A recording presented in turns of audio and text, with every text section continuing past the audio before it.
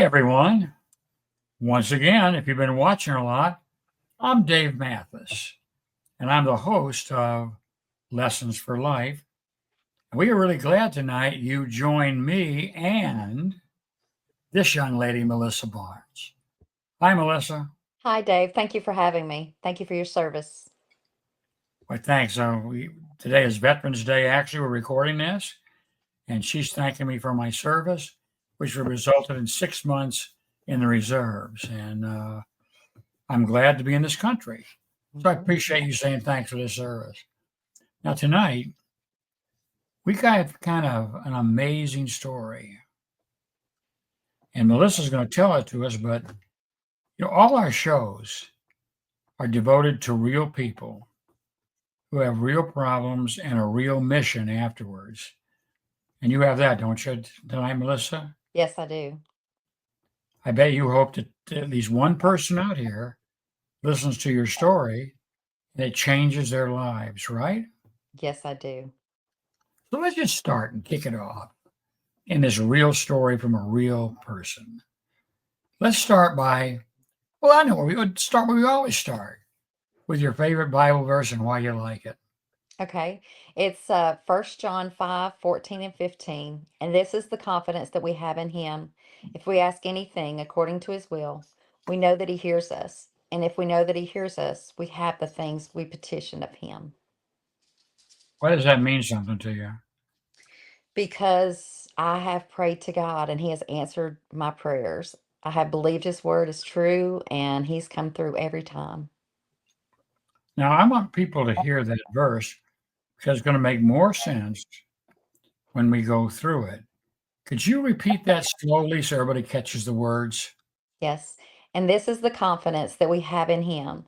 If we ask anything according to his will, we know that he hears us. And if we know that he hears us, we have the petitions we asked of him. Does that describe your life? Absolutely. So you've had times in your life where you needed help from God and you prayed to him or talked to him and you know he's heard you, correct? Yes, again, every time. Now, Melissa's a very nice looking woman. You'd think by looking at her, she wouldn't have a problem in the world. But let's start where your problems began. Describe the home you grew up in. I grew up in an abusive home. I was emotionally abused, physically abused, mentally abused, sexually abused from the age of 3 to 15. Um, Very hard, very sad life. So you grew up as a kid from what time to what time? Well, I was sexually abused from the age of 3 to 15 by 11 different men. So 12 years, Hmm. 11 men. Was this all at home? No, it wasn't. It was the home and other places too. How did it happen at other places? Were you shipped out to do this or what happened? No, it wasn't anything like trafficking, of just, hanging out with friends of the family, and they took advantage of me while I was there. So here you are from 3 to 15, being physically and mentally abused. Did that affect your schoolwork and things like that? Actually, I did very well in school. My sister did not. I think it affected her in a different way than it did me. Now, your sister was older. My 18 understanding months. is, pardon? 18 months older, yes. She took care of you or protected you at home? Is that what she was doing? She tried to. Was she abused too? Yes, she was. She took her life at the age of 31 because she couldn't deal with the depression and post-traumatic stress. Now let's talk about help that you had. Besides your sister, did anybody help you at all? No. Were authorities called? Yes, they found out 3 different times. But back then, sexual abuse wasn't a big deal. They just said, go take some classes and sent me back home. So did they send if your parents were abusing you, did they send them to classes too? Yeah. Yeah. Well, they went to the classes. Yes. Did they work? No. No. And then my mom said, don't tell them you're afraid to come home or you never see me again. And at that point in my life, I was 9 and I didn't know that this didn't happen in every home. So When they asked me if I was afraid to go home, I said no. Hmm. I'm letting this digest in my mind too. And I just pause so people that are can listening can realize what this little kid that they're seeing now, Melissa, that she was abused and lived with this for 12 years. That's tough, isn't it? How did you finally get out of that house? I got married when I was 17. When you got married, was that some of the reason of why that you got married instead of love and the way people do it? You just I it was think a looking mix, back, I think looking back now, I can say that probably was part of the reason to get out of the home life that I had. but you didn't know it then. No, not really. Are you still married to the same man? No, we were married for 26 years. Wow, that's a long time. Now, my Hmm. understanding that the next thing, by the way, were these 26 years fairly happy years? Um, they were up and down. Um, I put everything into mothering, and homeschooling and that sort of stuff. So you had kids? Yes, How I have many? 6 children. So you had six kids and you're living in your house. Now, my understanding is this is where it got worse again, that you probably were praying for your marriage, all these other kind of your children, then you got sick. Describe to Yeah. me what you had. What did you have? I had found out that I had Huntington's disease. Now, is Huntington's disease, you just take a pill and get cured? No, there is no treatment and there is no cure. It affects 3 parts of your brain, the part that um, controls muscle movement, and the part that controls cognitive function, and the part that controls mood. Now, on the screen, I don't know if you can see it real well, Yes, there's a chart of what you go through, and yes. there is no way to heal it. No, no, there's nothing that they can do. Now, if you reach the late stage, I'm just saying this, and you can answer this if you will. It's certain death. Is that correct? Yeah, there's no treatment, there's no cure. Nothing, doctors can't do anything but just try to make you comfortable. So our audience understands. Let's go through these three stages, and you tell me where exactly you were. And I don't know how long it took to get there, but you can probably add that too. Early stage. It says on my chart, you lose balance. Has you lost balance? Yes, It says you lack coordination. Were you losing coordination? yes, sir. Did you fall? Yes, Then there's trouble swallowing. Were you having trouble swallowing? yeah, I had to have my throat stretched. What do you mean by stretched? Well, it can cause any kind of muscle problems anywhere in your body. And so they had to go in and stretch my throat because I could only swallow very, very small things. Okay, and the last thing is involuntary movements. Were you having those? Like, Yes. were they embarrassing sometime? Yeah, especially if I got stressed or if I was in a lot of pain, it would really be more severe. So you're going to be past, well, the early stage also has depression. Were you depressed? Oh, yeah. You taking medication for it? Yes. How about difficulty reasoning? Would you have trouble reasoning? Yes. Mood changes. Yes. So you get angry around the house sometimes? Yeah. Okay. Irritability. Did you have that? Yes, I did. Because in the middle stage looks like, let's see how far you are there. Did you have shakes? Sometimes. Excuse me. More difficulty performing normal activities? Yes, I lost a lot of functions that I could do. Did you have trouble over movements? Further loss of those? Yes. And was your speech slurred? Yeah, because I would forget my words a lot, and so it was really hard to talk, and it would be really hard to go in public because I would be embarrassed because I couldn't find the word that I wanted to say. Okay, now looking at the late stage, did you have any of those? No, just struggles with sleep and chewing and eating. Now, I want people to sort of digest this. It looks to me, and I hate to say this word, but you're in a position where you were looking at death. Is that correct? Yes, absolutely. There's nothing they can do. Okay, now let's talk a little bit about God. You said you accepted him at 9 years old. Yes. Okay, now you've been walking with him for I don't know how many years, from 9 to when you hit this late stage, but it Hmm. looks like to me probably a quarter of a century. Yeah. So let's talk just a minute about if you had no help from anybody, your parents weren't helping you at the time, were they? Um, Off and on, we had a relationship off and on during that time. Now, your husband, was he understanding? Um, Sometimes yes and sometimes no. Now, my understanding is something else upset your life with living arrangements and kids. Go ahead. Yeah, he decided that the Huntington's symptoms was so stressful and my daughter's autism symptoms were so stressful that we needed to live elsewhere. And so we had to move into the projects, the public housing. Did you have money for that? No, the government paid for it. But it was a really hard place to be, very violent, and it was tough. So you were there alone? Me and my youngest daughter.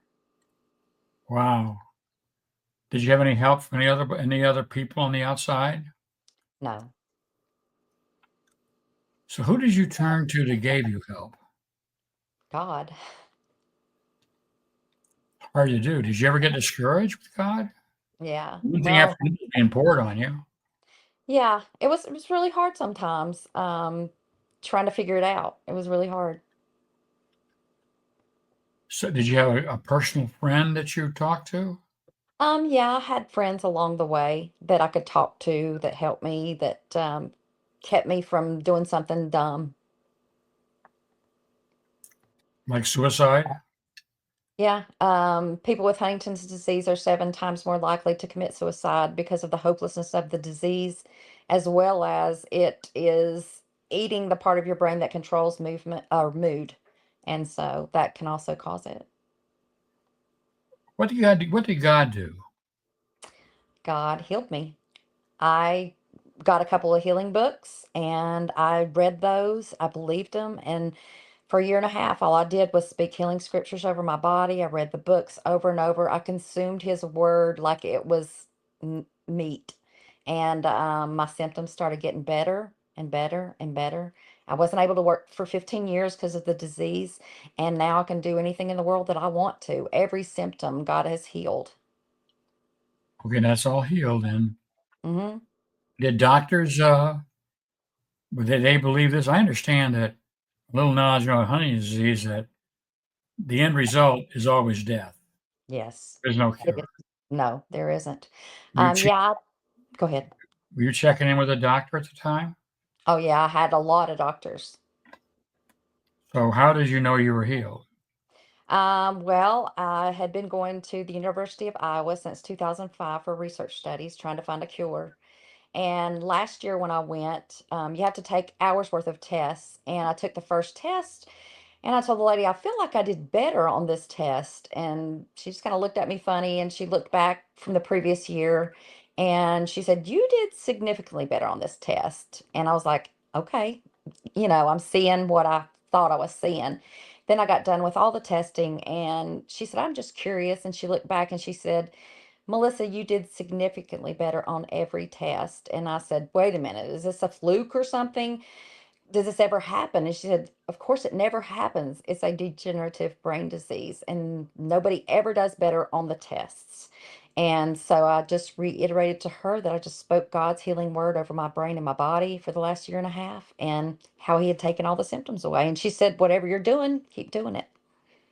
Now I'm done with part one. I want to talk about how your life is different now after going through all those years of pain. But before I leave that, I want you to respond to this. I've had a lot of people in the ministry that have accepted Christ, they pray for healing, And when God doesn't heal them right away, maybe as a mother or a father, or maybe they die, Hmm. to say, I don't want any part of this religion because I asked to have my mother or father healed and they didn't do it. You got any answer for them? Because you've gone through it and had the same opportunity to reject God a lot of times in your life. Well, I had sought God for healing at times before, but then I really realized that you have to immerse yourself in God's word concerning whatever you're going through in your life, whether it's healing, anxiety. You have to take those scriptures and speak them until they become life to your flesh and to your bones. It's not just a, quick, well, I know God heals and heal me. It really is about knowing His word and believing that it's true for you. I think one thing that we can say, both of us can, is that if you're becoming a Christian just for immediate healing, you're wrong.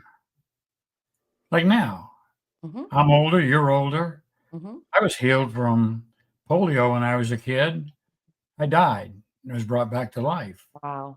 A lot of That's prayer that amazing. brought me back. And you had the same thing with your life, a lot Hmm. of prayer, but maybe the next time you're not going to make it Hmm. because we're all going to leave this earth and go to the other one is.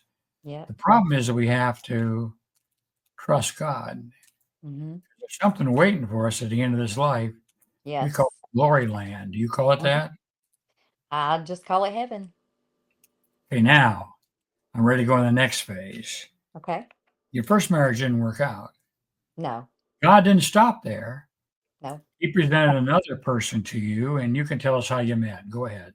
Well, I was hanging out with a friend and she had somebody come doing some work for her and she introduced me to her dad. And we met and from then on we were together. Now we've been married almost 3 years.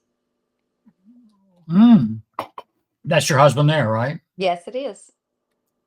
Your hair is different. I didn't recognize you right Yeah, away. it is. Now the other one, oh, that is that the wedding? Yes. And who's with you there? That's my daughter Sunshine. She's my youngest. Oh, that's your daughter? Yes. Okay, she's the youngest of five, six, 6. right? Yeah. The youngest of 6. See, I do listen. I do Yep. listen. That's excellent. That's very excellent. So that's coming out of what you went through. There's a man that understands you. Am I saying it right? Mhm. Yeah. God gives us beauty for ashes. And so you have your own child with him? No, I had my daughter before we got together. She Okay, was the and one that had autism when she was little. She doesn't have it anymore. he uplifts you all the time? Mhm. I understand he realized you were going to be on national TV, and he did what today? He messaged me and encouraged me and told me that me and God's got this and it's going to be good. So he's a Christian. Mhm. So God had you meet another gentleman who is now your husband for how many years? Almost 3. So you're going to be celebrating your third anniversary when? December 4th. Okay, December. Oh, it's coming up. Yep. I owe you a present, looks like. I'll have to get a buy a Yeah. present or a card. Okay, now let's talk a little bit about how all of a sudden you become a major TV star. I wouldn't say that. Now, this is the I Am Josiah. Yes. We've been looking at TV series because we Mhm. believe in it. While it's still in production, it's not even on the air yet. Mhm. Talking to cast members. In fact, this is your second appearance, isn't it? Yes. We just met you on a little big net last time, and we heard your story, and we wanted to have you on separately to tell people because it seems like the whole cast is made up of people that have stories similar to yours. Is that right? Yes. Yes, it's amazing. So how did you get involved in I Am Josiah? Was there tryouts or what happened?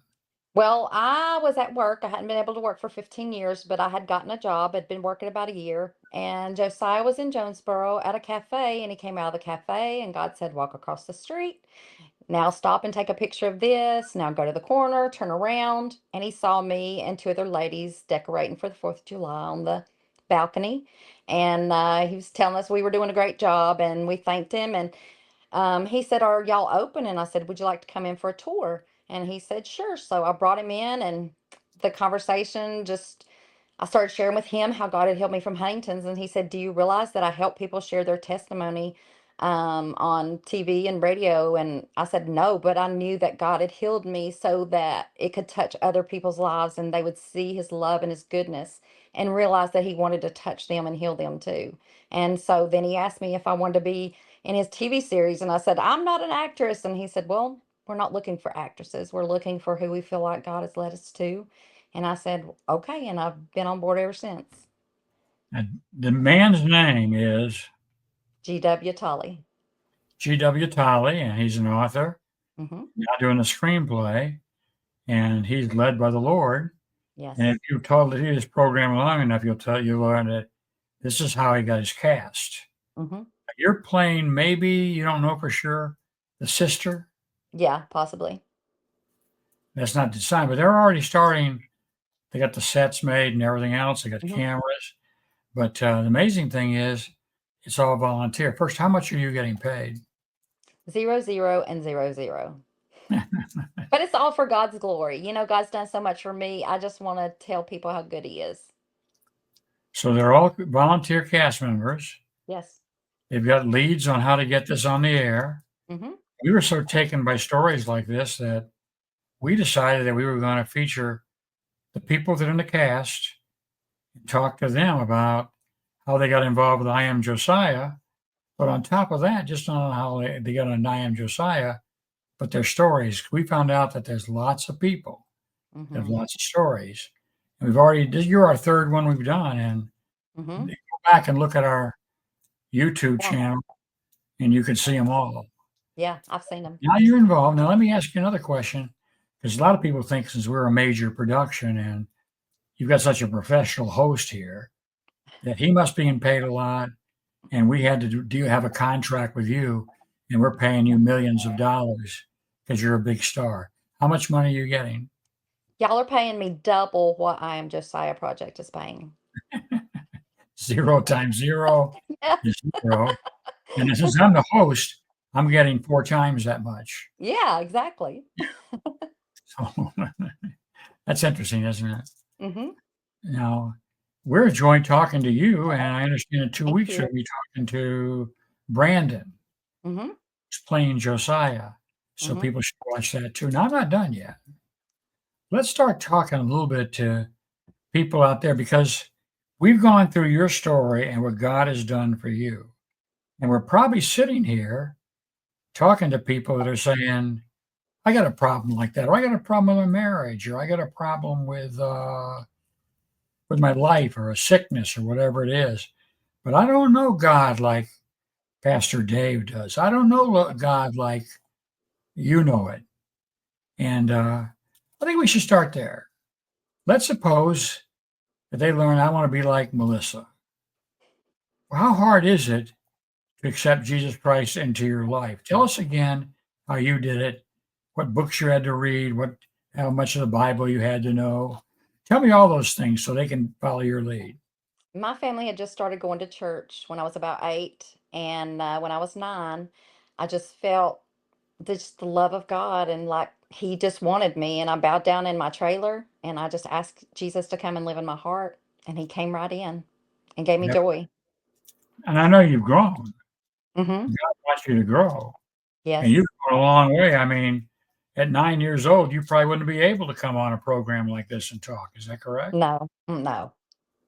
But you said before when we first started, you were a little nervous. Are you nervous now? No, not really.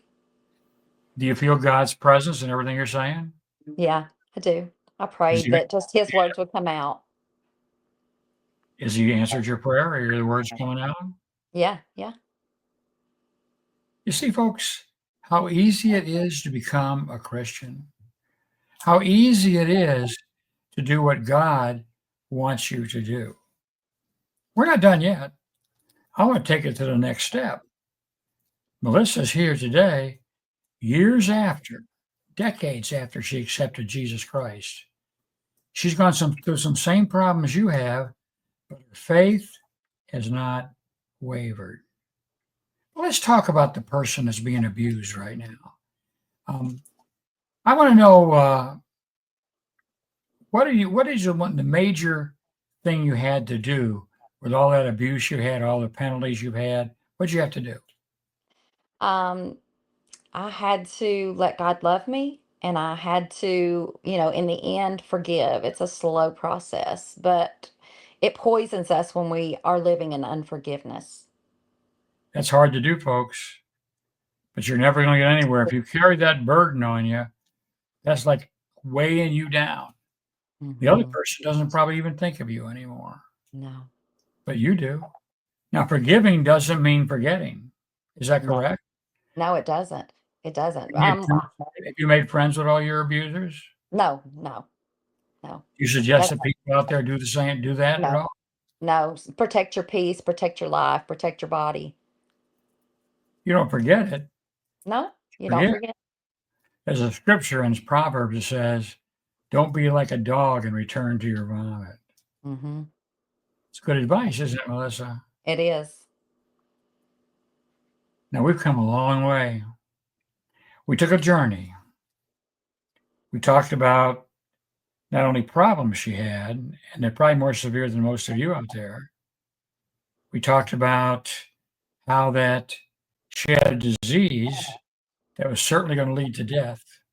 We talked about how God changed her life, and you're looking at the new life. Absolutely. I couldn't function before God healed me. And I can do anything that I want to do now. I can do things that other people my age can't do. God has restored everything to me. And I'm so thankful to Him. And I'm not going to criticize your husband for leaving. You're No. married a long time, and he had a rough time, Mm-hmm. and he left. Mm-hmm.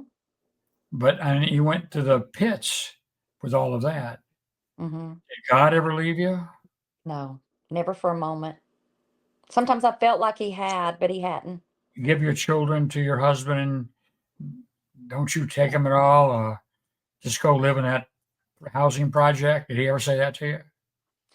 He said that it was too stressful having me with Huntington's and my daughter with autism living in the home. And so we had to move out, me and my youngest daughter. But God never told you that, did he? No, no. Well, this is a good place to end, I think, right now. Yeah. We've uh, we've covered everything. The rest of it, the rest of the discussion, is up to you and whoever you show this broadcast to. So we're simply going to wave and hey, abruptly leave you. So Okay. let's wave, Melissa. Bye. Goodbye, everybody. We hope you Bye. enjoyed our show and that you Yes. tune in next week. See ya. Thank you. Bye.